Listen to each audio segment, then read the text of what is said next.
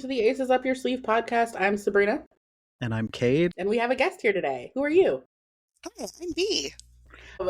This is our wonderful guest and friend B. We're going to tell you a little bit more about them, but this is our disclaimer. This is not therapy or advice. It's what we might do if we were in your position and our thoughts on your situation. And mainly on this podcast, we talk neurodivergence, ADHD, autism, relationships, communication, all the kinds of things. And so yeah, that's what we're going to be talking about here today. Our guest, oh man, I should have asked you how to pronounce your last name before we recorded. It's okay. You got it, yeah. Hell yeah.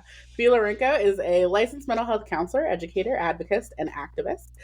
She has her own lived experience of late identified neurodivergence, ADHD, PDA, OCD, along with years of anti-oppression work.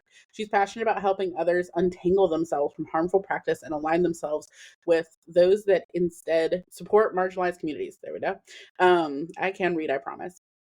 In addition to her work regarding neurodiversity, God, I lied immediately, huh? She's also a sex and relationship therapist specializing in ethical non-monogamy and kink exploration. She practices virtually in Washington State and provides training for therapists all over the world. And she's here today to talk about parenting and PDA with us. So yeah, thanks so much for joining us. Your interests are right up our alley, so this works out well. Cool. Yeah, I'm excited to be here. Thanks for having me. Yeah. I think our first question for you is, how do you usually like to define PDA? I love that you're starting with that because so my very first diagnosis over 20 years ago was OCD. And as you know, socially people will say things like, oh, I'm so OCD about X, Y, or Z, right? And I feel like some similar things are happening with PDA where folks really are kind of extrapolating any amount of demand avoidance as PDA. And it's true that it could be like an array of traits and experiences, right? And you know, sometimes someone will have like a super clean, organized house, but that doesn't mean that they have OCD. And sometimes people can be really demand avoidant, but that doesn't mean that they have a PDA profile. And part of the reason I think this matters is because demand avoidance, even extreme demand avoidance, is different from PDA in that, for me, it makes sense. Somewhere along the way, the demand avoidance makes sense, even if it's major, right? It's like, I don't want to take a shower. But when we really dig in, we get to something sensory related. We get to something related to, you know, what it means to do self-care or any of these other things. But with PDA, the moment I think, oh, I want to go take a shower, I'm going to go take care of my hair, I'm going to do any of these things that I want, then I can't do the thing.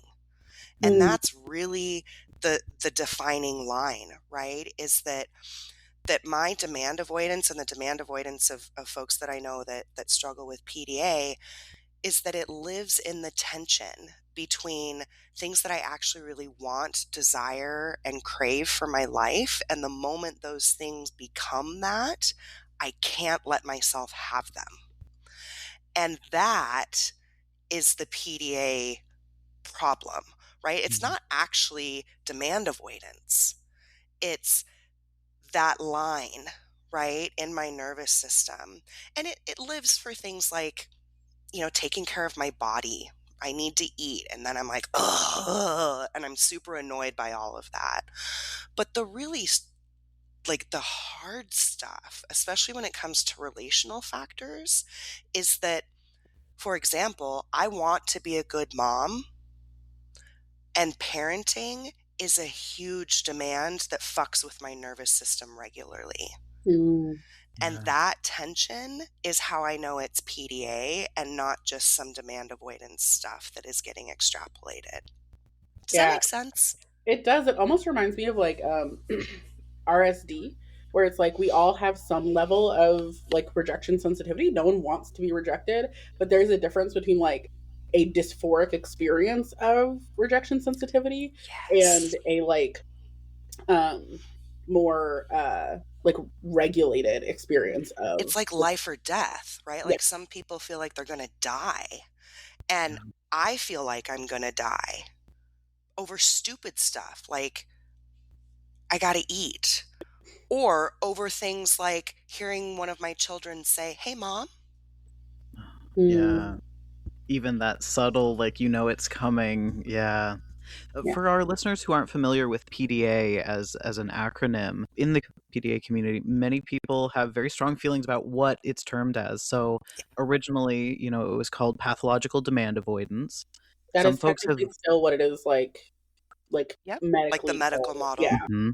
If Hmm. you look up clinically, and folks have kind of moved in the community away from that to more of like a persistent drive for autonomy or a pervasive drive for autonomy. Is there a certain phrasing that you use, B? That's another great question. Yeah, thanks for asking that. And actually another acronym that is newer is power differential awareness, which I mm, think is another lovely one. And I'll talk a little bit about each one if that's okay. So Yeah. PDA, medical model, pathological demand avoidance, and I'll name that when I learned about PDA and learned about the reframe, I was like, yeah, reframe all the way. Right.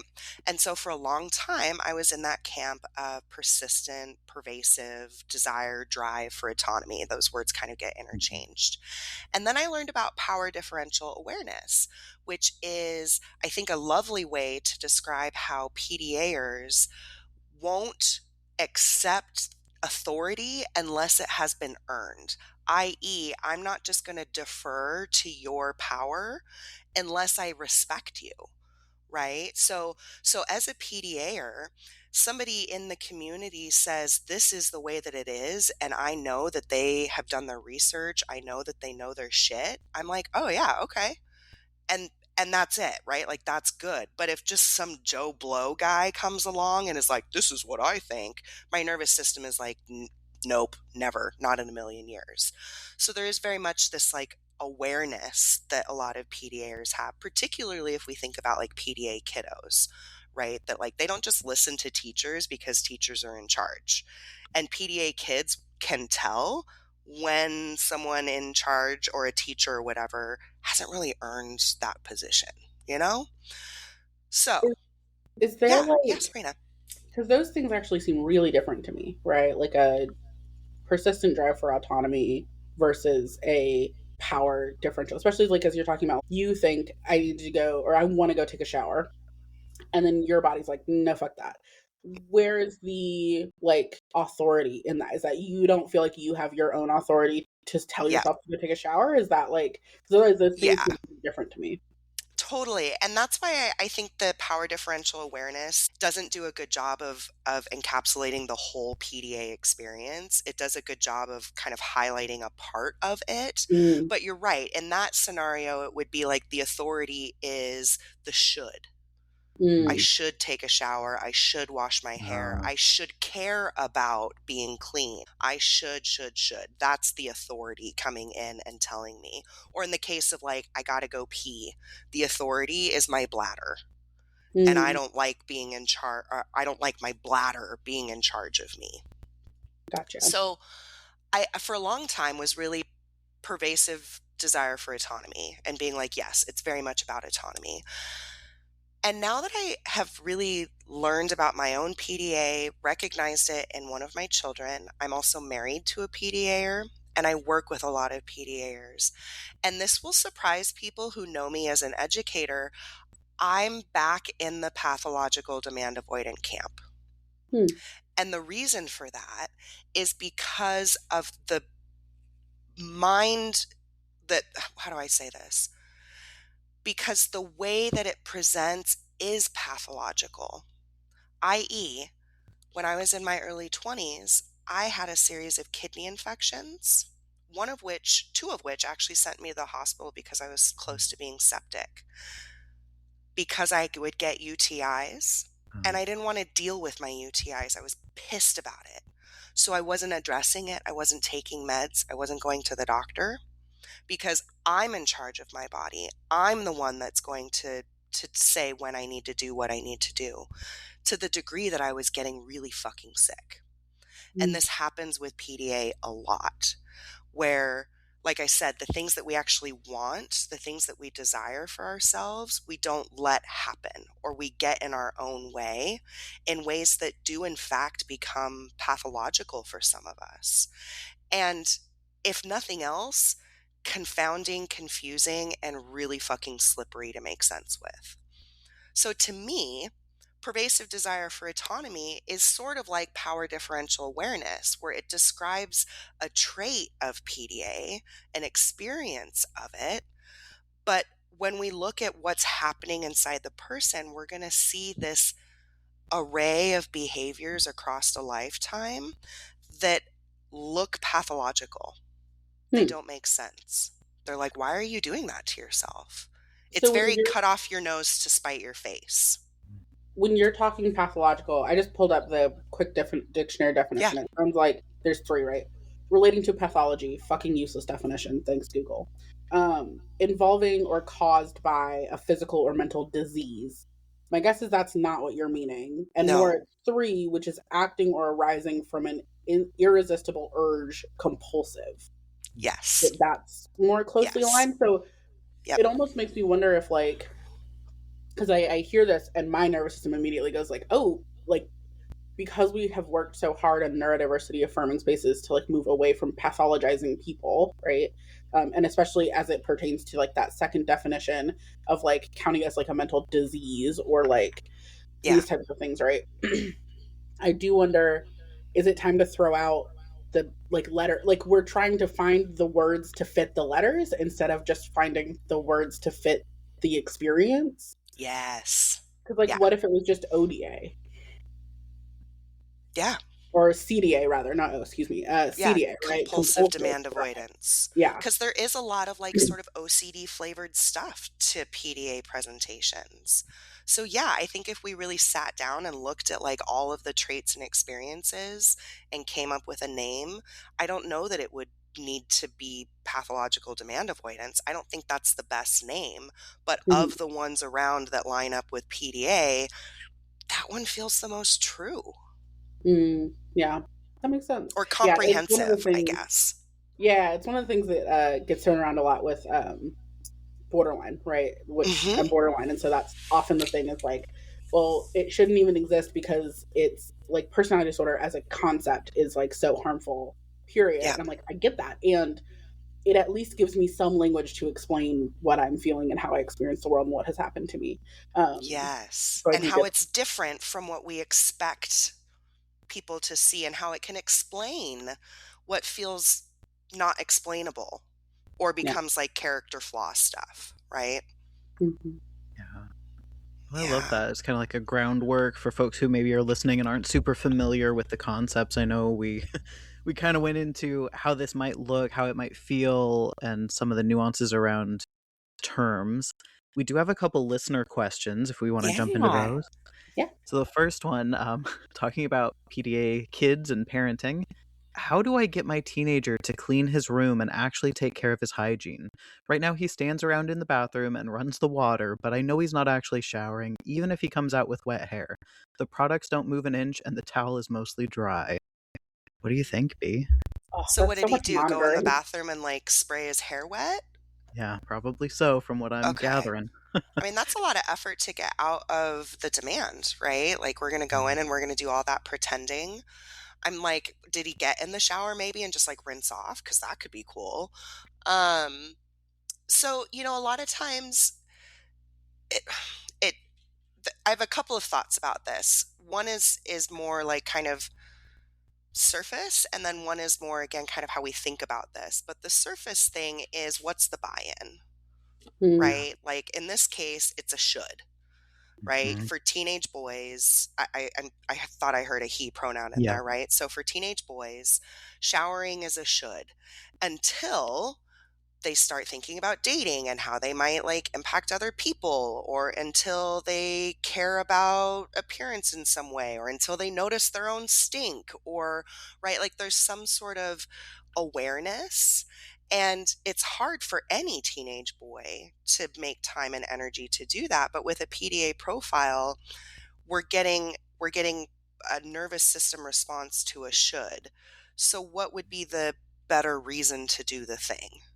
Right? mm, And sometimes the better reason to do the thing is because we like how it feels when we've freshly shaved our legs or something. Or it's that we don't like how it feels when we haven't washed our hair for 3 or 4 days and things get really itchy, yucky, right? And so sometimes it's trying to find that buy-in that isn't a should. But this brings me to the other part of the answer, which is outside of this particular kiddo, but really is the answer to all of the PDA stuff in general. The answer, the the tool, One, Air yeah. right? quote, yeah. Yeah, right. Air quote. Like, what does that even mean? But really, for PDA, it's about discernment and distress tolerance. Mm. I need to discern with my nervous system what is actually a threat to me, because all of these things feel like threats, right? They're threatening me and I'm having a nervous system response. In this case, kiddo's doing a whole lot, right? A whole lot of fawn flight stuff, looking busy, appeasing, but we're not actually engaging in the thing that we need to do because we're inaccurately discerning a threat. So that's part of it, right? Is my nervous system is going to respond regardless. Can I tell when I'm having a nervous system response that is legitimate, or is this my PDA stuff doing what it does?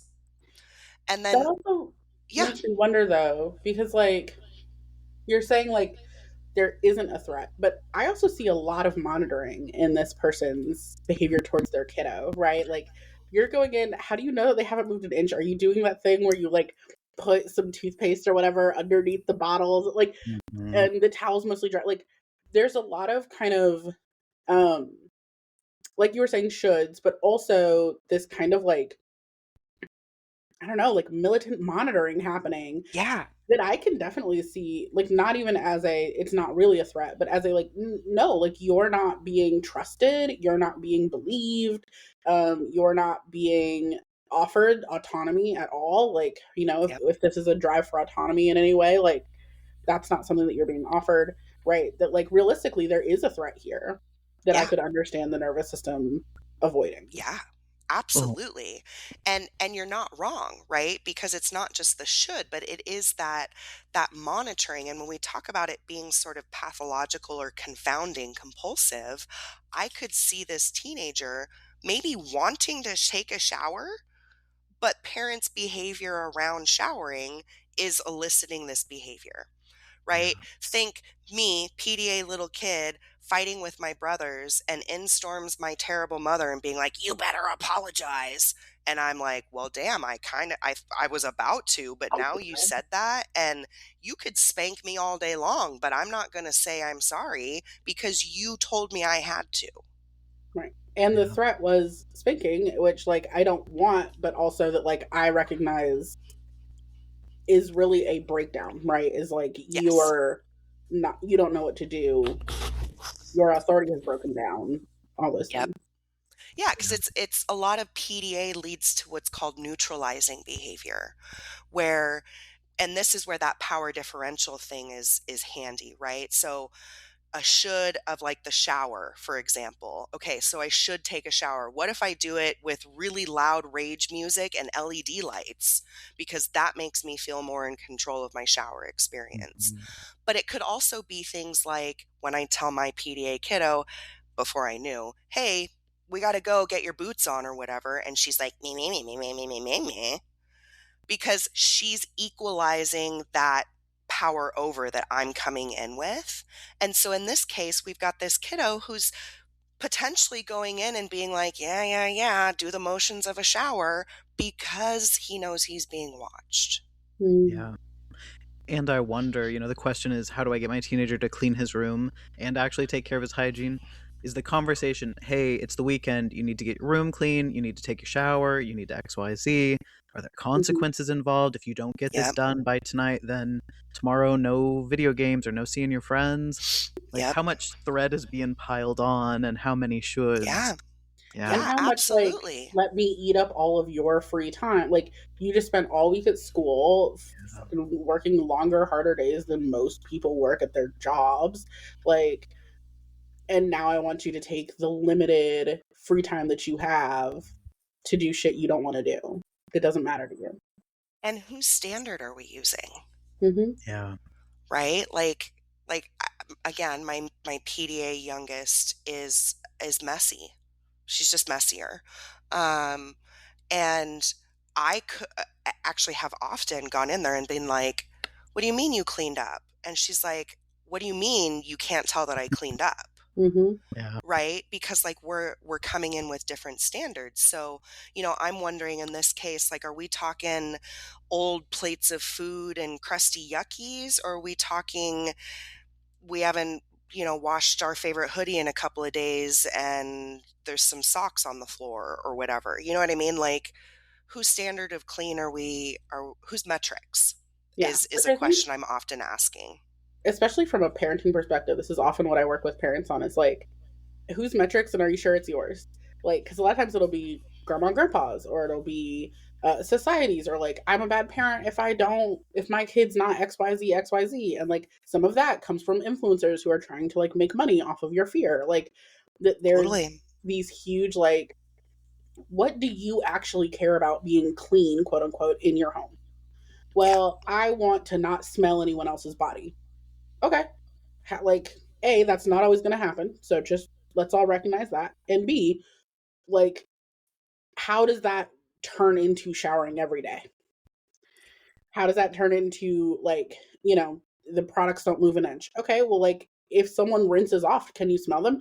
You can't go into, you have to shower so I don't smell you. No, if your expectation is I don't smell you, then they can figure out how to make that work. Right? Like, there's Yeah. some autonomy they can have. I just don't want to smell you. Please figure out a way to make that happen. Yep. Yep. And like you said, is that a reasonable expectation? Hmm. I just don't want to smell you. You have a teenage boy. Yeah, you're definitely gonna smell Yeah. something. I mean, you you got a know? teenager period. Like, you're just gonna smell something. Yeah. Yeah. Yeah. So, I think it yeah, it becomes a question of like, why are we setting the bar here? Mhm. Has the in this case the teenager gotten to do anything that expresses autonomy? Because like, what a terrible time to be a PDAer when you're a kid.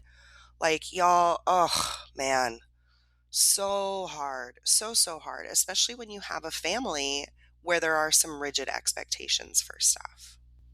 So would you advise then to this question asker, what I'm hearing from you and Sabrina and what we're talking about, reducing the demands wherever possible, kind of taking those shoulds off, um, reducing consequence, taking those off. It's not a if you don't, then this will happen, and moving more into a collaborative, like, hey, you're getting a little stinky, my friend. What can we do about that? Yeah, And setting expectations with the teen involved, not just putting on a laundry list of here's what we expect because yeah, society, grandpa, dad, me, we say so.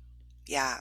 Absolutely. And I think like part of what's really confusing about supporting individual PDAers is that part of like, once I buy in, it's hard for me to do it.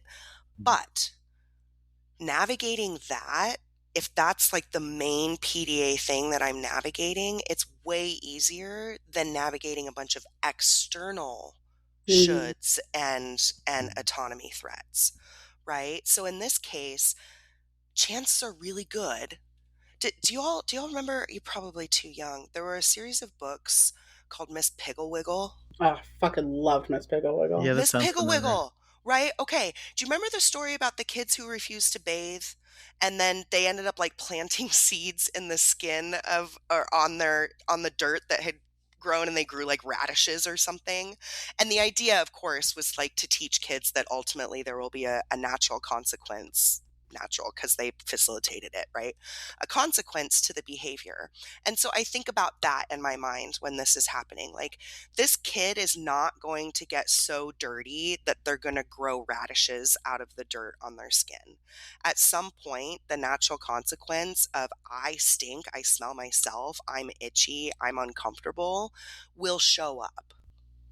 Yeah. Or even just my friends are making comments or people don't want to sit at Yeah. lunch with me or like whatever, that like either those natural consequences will come or the kid's right and there is no fucking consequence. Like that's the world that I feel Yes. like people, especially parents, forget a lot is like sometimes we are living in our past experiences of like bullying or whatever or just our like general fear, but it's like if there's not a consequence, sometimes all your kids' friends are online and they won't ever know if that person has showered when or how often or like what they smell like.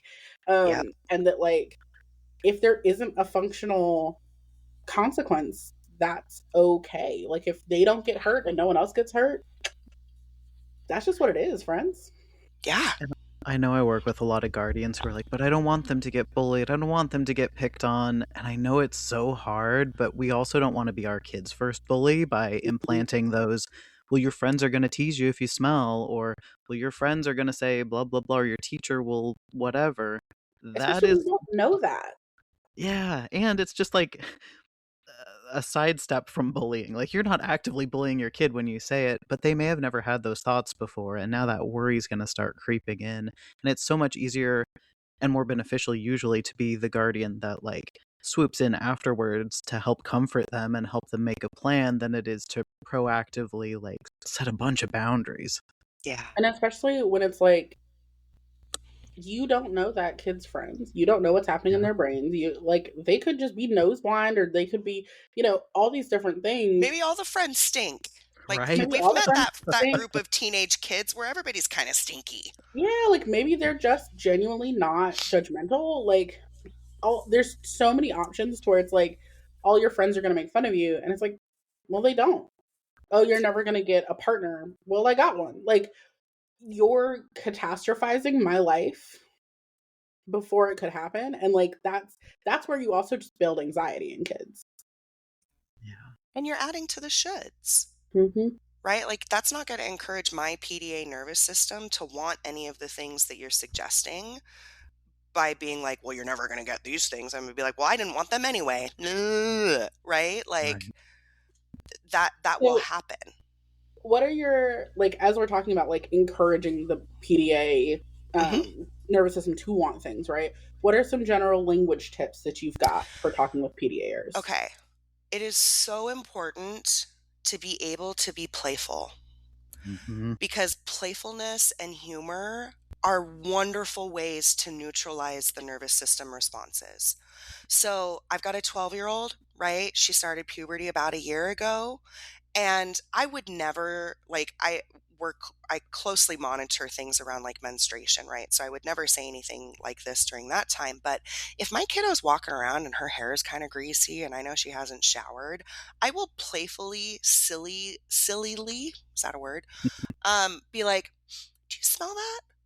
I think I smell some stinky feet in this house, and I just took a shower, so I know it's not my feet that are stinky feet. Who is it that it's the dogs? Is it the dogs with stinky feet? And then we're having this sort of playful exchange, and then she goes and takes a shower because Mm, we've kept it not tense. Or if I accidentally convey something in a more direct demand way and she gives me the meh, meh, meh, meh, meh, I just give it back to her. Meh, meh, meh, meh, meh. And now we're talking to each other like that instead of I accidentally gave a demand or triggered my kid's nervous system. They're neutralizing and now I'm escalating. And now mm, we're in a battle of wills and we're fighting with each other. That being able to be playful, and I would say this works in my marriage as well, right? Where we can stop each other and be like, your 14-year-old little PDA shit has just shown up, right? I call mine the double fuck you. It's two middle fingers in the air, right? And I'm just like, "Meh." And we can playfully acknowledge that with each other in ways that it's like instead of coming at it directly, we're kind of coming at it from the side in a way that feels less confrontational. So I I mhm. think love that. that's huge. So if your family norms are around like some humor, some joking, don't take yourselves too seriously, that could be a great way. Yeah. So good, so good. And then I think other things that are really helpful, again, generally, but particularly as parents, because we're not used to communicating with children this way, is to be declarative. We say things like, oh gosh, it is super raining out. I'm going to wear my boots today. That's it. Mm. I don't tell my kid what to wear. And then if she doesn't wear boots, she puts on her socks and sandals, which is like what every middle schooler is wearing to school right now, or like slippers. I know. I'm like, do y'all own shoes? And then she complains about being cold, or she complains about whatever, that I don't point that out in a like, yeah, I told you. I say, yeah, I put my boots on today because I saw that it was raining. I didn't want to have to mess with cold feet. Again, I'm just putting it out there. Mhm. And then she gets to take it. Because the PDA way really is that I'll do anything if I think it's my own idea, Mm. Yeah, right? more I'm like, common, yeah. oh, you know, I'm road tripping. I should go pee. But if I'm on the road and my bladder is like, you should go pee, I will drive another 100 miles. Mm. So that's huge, I think, especially with kids, right? Because we don't, I could be here all day with y'all. We don't treat kids like people, At right? all. Our ageism stuff in our community or in our culture is we when we think ageism, we think about old people. We never think about childism and kids. Um, we despise children. So the idea that I would like negotiate with or respect the autonomy of a child is not normal. Um, and you have to do that with a PDAer. You have to be ready to negotiate and you have to be ready to explain your position. Yeah. Yeah, yeah, because I told you so, or because I said so, Yeah, because I'm the parent, that does not fly. Yeah. no. I grew up with that. I grew up in a Ugh. very high control family with a high control religion, lots of abuse. And because I told you so didn't make sense to me by like age 8. And then I was like, oh my God, none of these adults know what they're doing. Yeah. Mhm.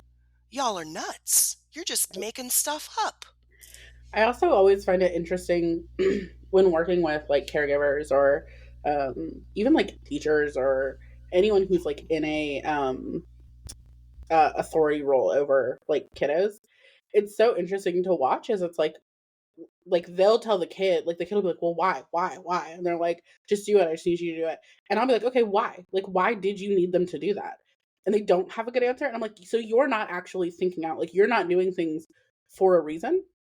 You're giving them busy work or you're having expectations that aren't realistic. And it's interesting to watch because like a lot of adults literally don't realize that they're doing that. They think that they have a good reason, that they're just too busy to explain it or too whatever. And it's like, no, a lot of times like you're either playing power games.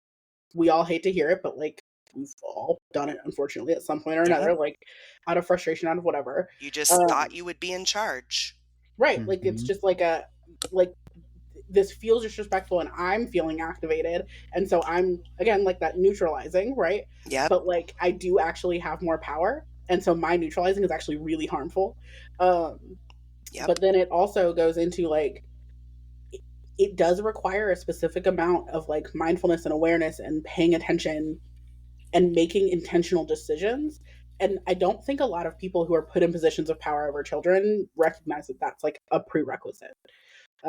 That like that needs to be something you're doing. And unfortunately, it doesn't actually need to be, and people don't. But if you want a decent relationship with kids, like I've seen people, run IOP groups and try to have these like power battles. And like there was this one IOP group I used to run, and like I walked out of the door for like not even 3 minutes. I like walked to the next room over to grab a blanket for one of the kids and back.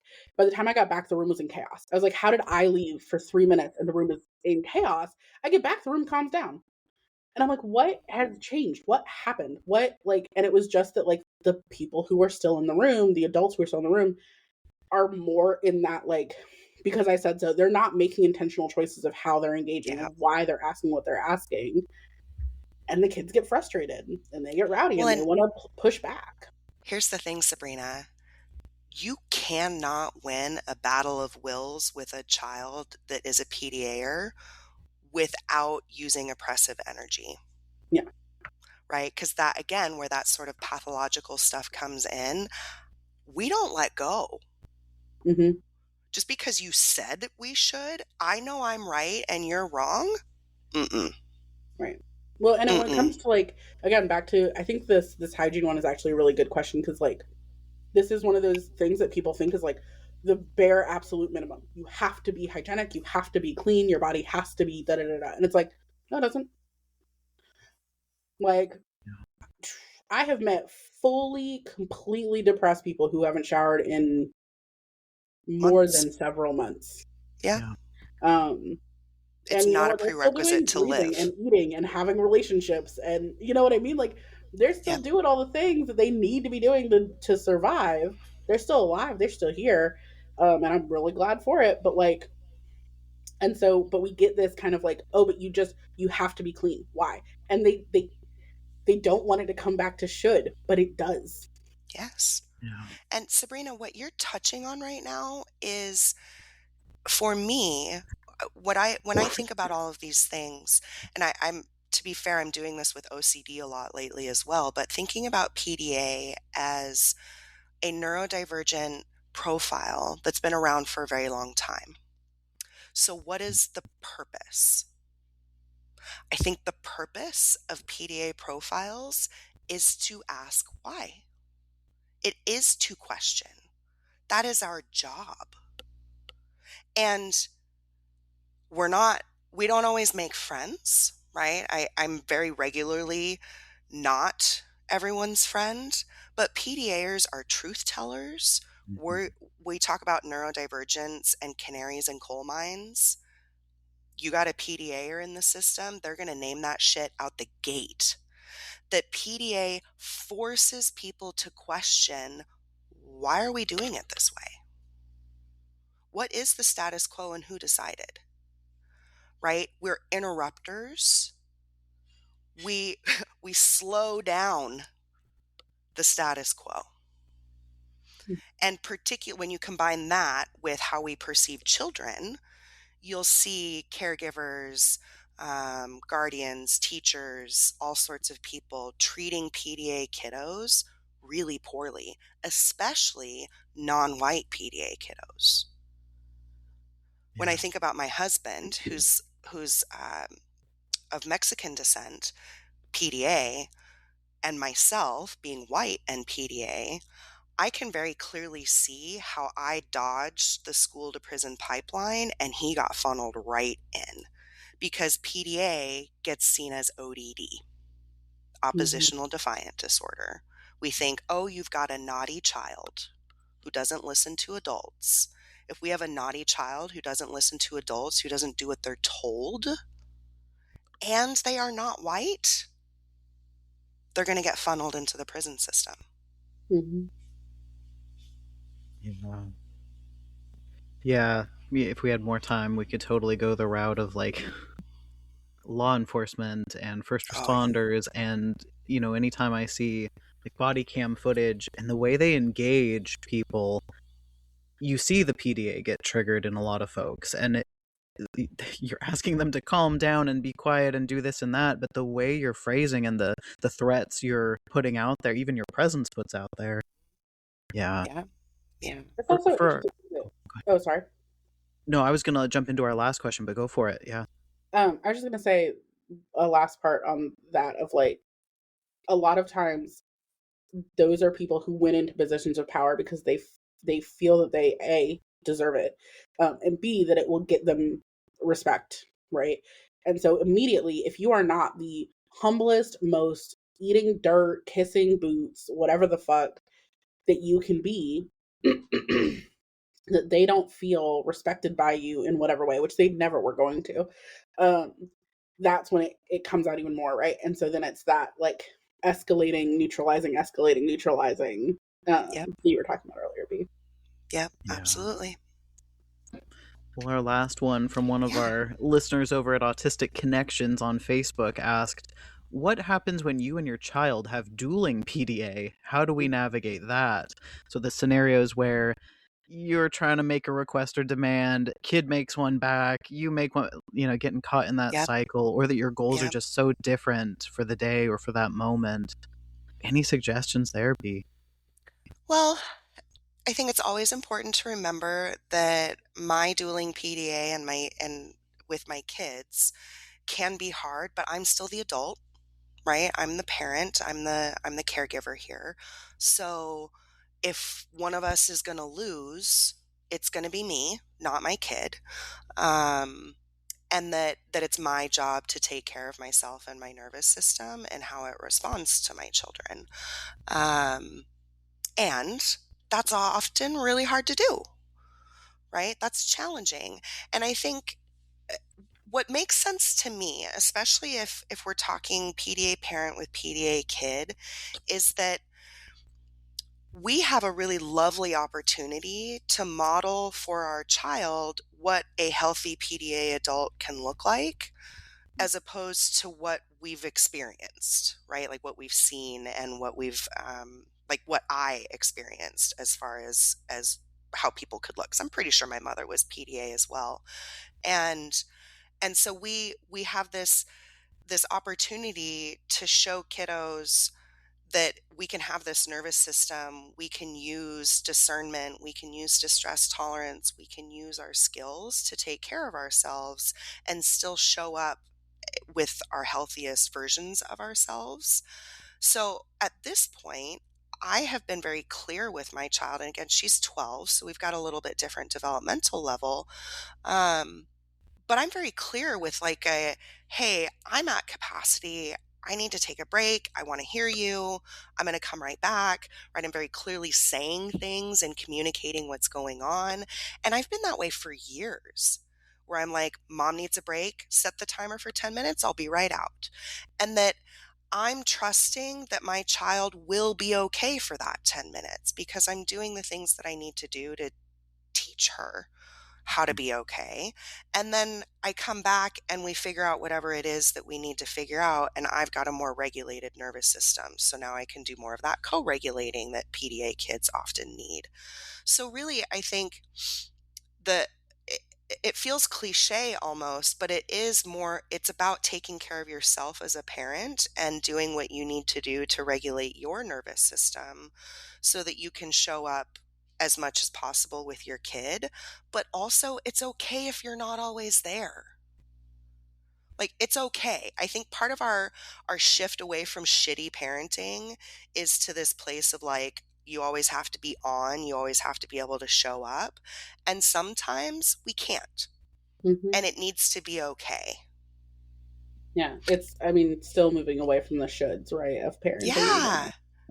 even. I'm really glad that you said that about like, if there's going to be a disagreement between you and your kiddo, that you're the one who needs to lose it, right? Because I think that a Yep. lot of adults view it the opposite way. And in some ways, there's also like, technically, you're the parent and you have legal rights to win every fight that you're in with your kid. And Yeah. a lot of kids know that, right? That like, at the end of the day, like, what's that thing that they say in Matilda?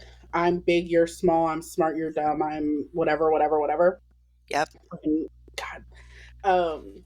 That like there's something really frustrating because there are actually also pieces of power that it has to be you are choosing that you're the one who loses. Yes. That you're the one who um, notices that there's a, battle of wills and that takes a step back. And I know as a DBT therapist, right, like there's like three main DBT communication effectiveness, interpersonal effectiveness skills. And one of them is fast skill, which is keeping like self respect. And one of them is give skill, which is relationship effectiveness, right? And I always tell parents, like, it's your kid's job to use fast and it's your job to use give. Your kid is not responsible for keeping your relationship healthy. Yep. And fast is all about like, be fair to yourself and the other person, right? Like, be like, stick to your values, like all those kinds of things. And give is about like, validate the other person, act interested in what they're saying, be gentle, right? Like these types of things. And that like really it's our jobs to figure out, because we have the experience and the resources to figure out how to go get our nervous system in line before showing up to this communication with the kid. If you're not in a place where you can offer give to your kid or to the kid that you're engaging with, you don't need to be engaging with them just yet. Like you said, like, go take a break, come back, and it's their job to be acting on like so the A is like no apologies. And what that really means is like don't apologize for like being alive and having needs. But like when you're a kid, what that A means is no apologies. They're not going to apologize. It's not Yeah. their job to. They need to learn how to stand their ground when Yep. things mean a lot to them. That's the stage of development that they're in, and you need to Yep. meet them in that space. Now that doesn't mean you have to give them every single thing that they're asking for or whatever, but that like as parents and as adults, it's our job to be the regulated one, Yeah. to know how to get there when we're not, and then to give. And Sabrina, I totally agree. And I think you touched on a piece of it that's so important. And it's that at the end of the day, I fucking win Mm-hmm. because I'm the adult, right? And this is what happened in my family of origin, right? Is no matter how hard I pushed, it didn't matter because at the end of the day, they paid the rent, they had the control, they could hurt me, they could, They have right? the And so legal all of it. access. So Mm-hmm. it's important to remember that in a lot of ways with PDA children, we're working with folks whose nervous systems are always toddler teenager. That's the developmental state we're in, i.e., you don't get to be in charge of me. Don't tell me Mm-hmm. what to do. Don't be the boss of me. But you are, and I hate it. So how can I acknowledge that with this 12-year-old, right, who like really wants to be her own person and know that at the end of the day, I can force her to take her makeup off. I can force her to clean her room. And I know I can because I learned all the ways in my own childhood how to force people to do stuff.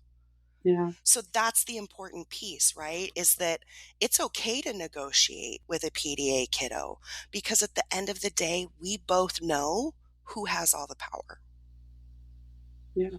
And also that like choosing not to use it actually makes you more powerful. Right. That like Yeah. Yes. respecting their I'm watching ER for the first time, like that old show. Yeah. Um, and there was just a kid that George Clooney was working on who had CF, which is like this, really, Cystic really, fibrosis. yeah. Yeah. And he was like dying of it.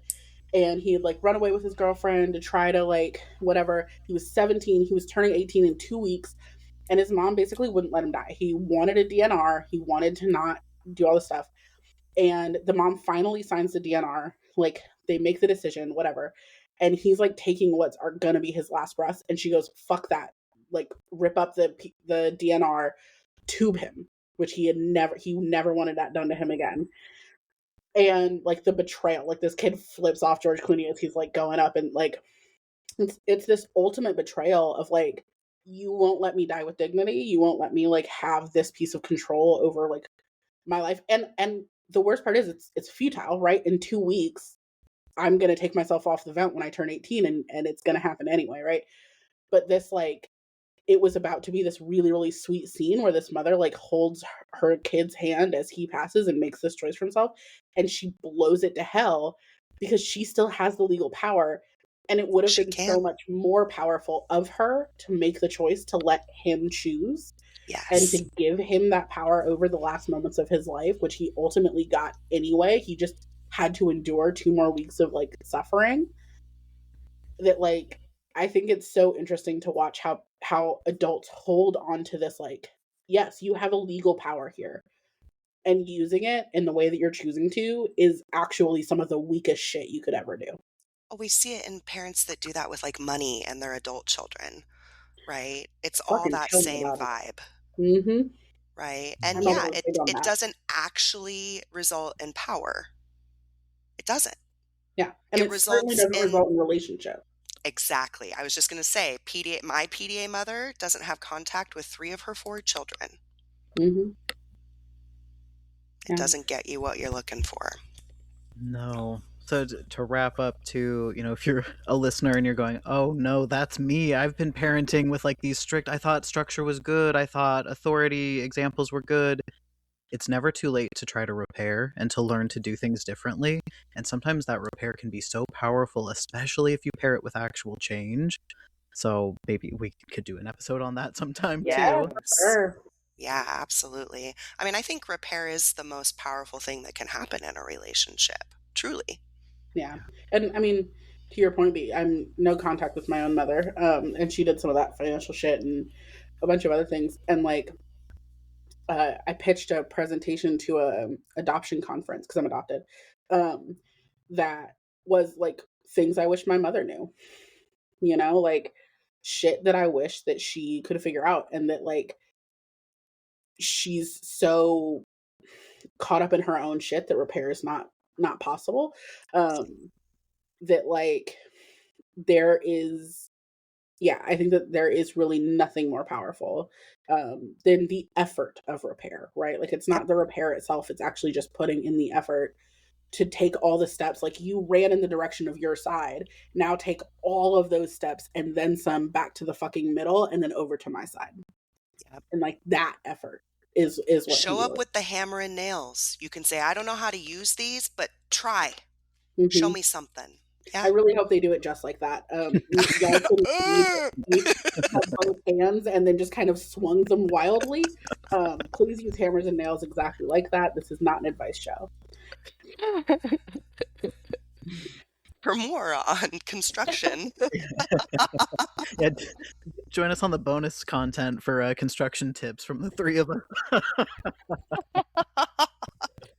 That's that ADHD audacity. We're like, I don't know how, but we'll figure it out. At all, yeah.